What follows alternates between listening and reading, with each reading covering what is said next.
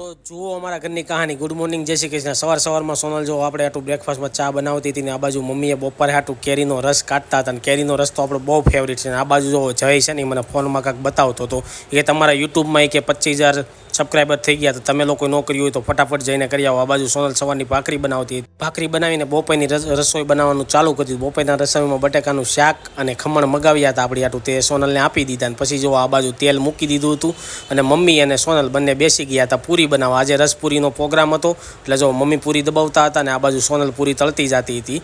જુઓ આખી dish ready થઈ ગઈ હતી. ખમણ, પૂરી અને રસ, બટેકાનું શાક. બધા લોકો અમે સાથે જમવા બેસી ગયા હતા. રોંઢે આવ્યા એટલે ચા પીવાનું તો આપણે મન થાય ગુજરાતી, અને ચા ઓલવેઝ જોઈ જ તે.